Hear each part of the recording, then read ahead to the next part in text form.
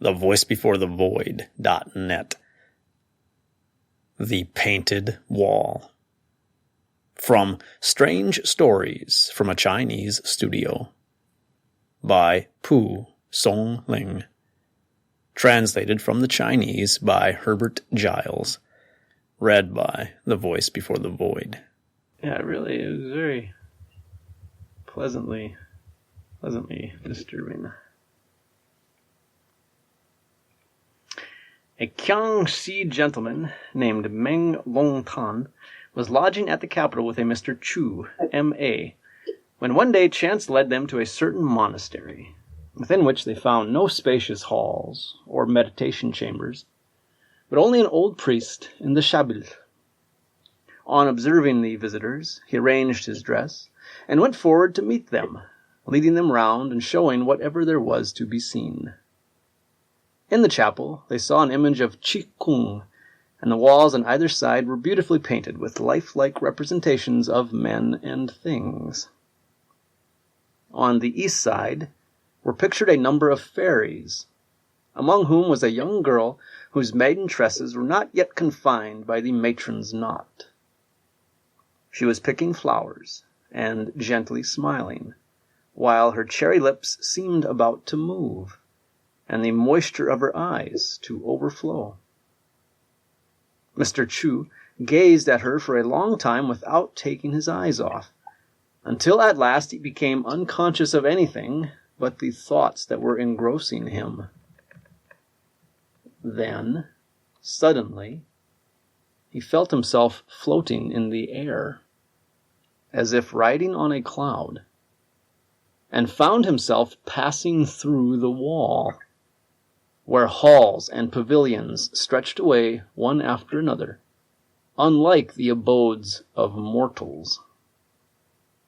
Here an old priest was preaching the law of Buddha, surrounded by a large crowd of listeners. Mr. Chu mingled with the throng, and after a few moments perceived a gentle tug at his sleeve. Turning round, he saw the young girl above mentioned, who walked laughing away.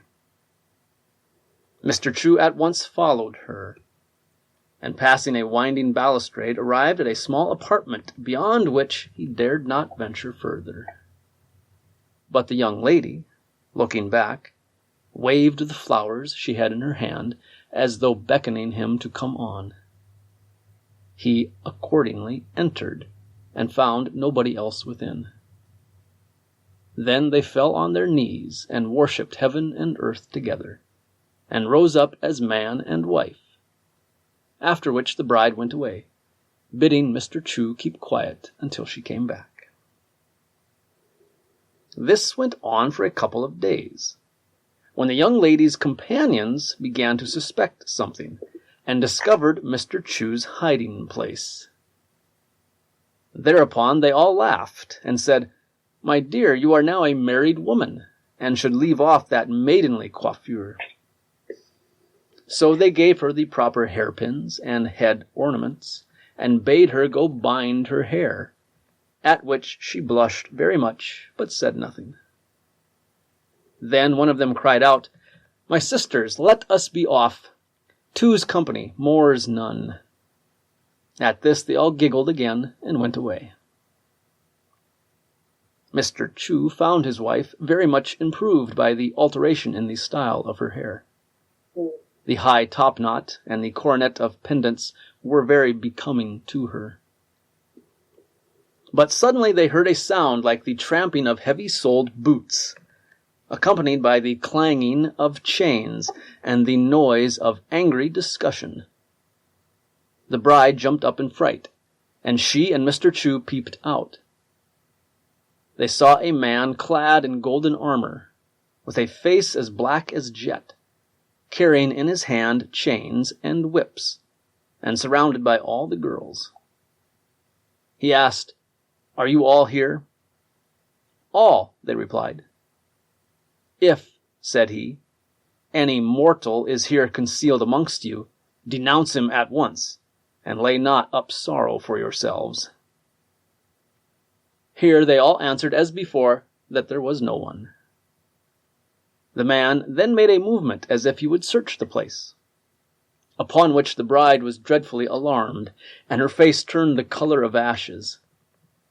In her terror, she said to Mr. Chu, "Hide yourself under the bed," and opening a small lattice in the wall, disappeared herself. Mr. Chu, in his concealment, hardly dared to draw his breath, and in a little while he heard the boots tramp into the room and out again, the sound of the voices getting gradually fainter and fainter in the distance.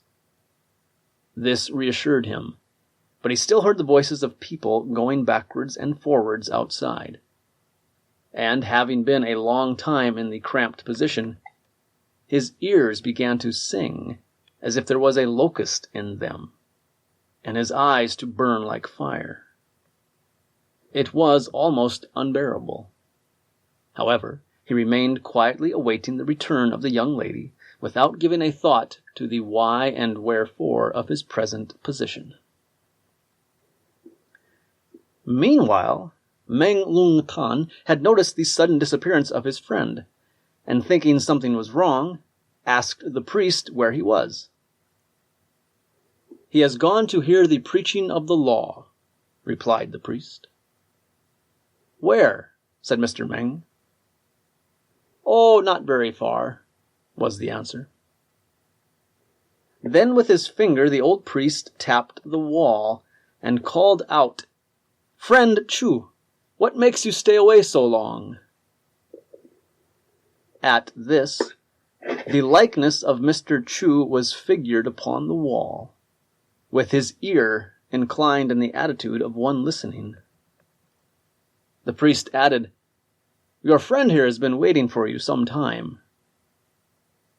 And immediately Mr. Chu descended from the wall, standing transfixed like a block of wood, with starting eyeballs and trembling legs. Mr. Meng was much terrified, and asked him quietly what was the matter. Now, the matter was that while concealed under the bed, he had heard a noise resembling thunder, and had rushed out to see what it was. Here they all noticed that the young lady on the wall with the maiden's tresses had changed the style of her coiffure to that of a married woman. Mr. Chu was greatly astonished at this, and asked the old priest the reason. He replied, "Visions have their origin in those who see them. What explanation can I give?" This answer was very unsatisfactory to Mr. Chu. Neither did his friend, who was rather frightened, know what to make of it all. So they descended the temple steps and went away.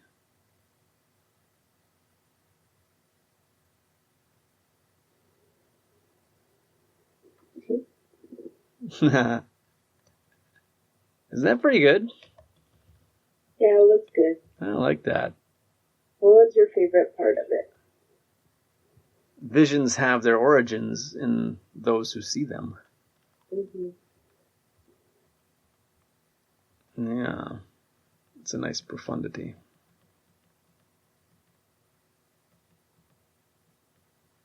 Oh, look at you. What? What?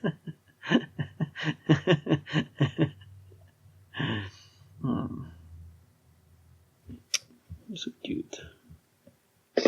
You look particularly beautiful. Really? You do. Do people tell you you're beautiful all the time? They do, huh? All the time? No. Frequently? Frequently? No. I mean, it's not something that it's not something that people like just say casually, you know?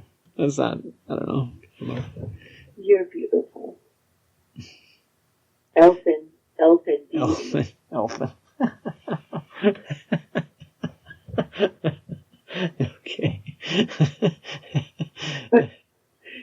Me making sense of being like so so attracted to a white man.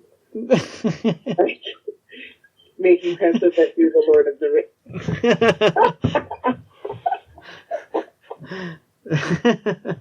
Yeah. Lord of the Rings, one of the most racially problematic works in popular culture. That's what I say. That's how you understand you're attracted to a white man. Uh-huh. We can't wait to kiss you and hold you. Dirty girl.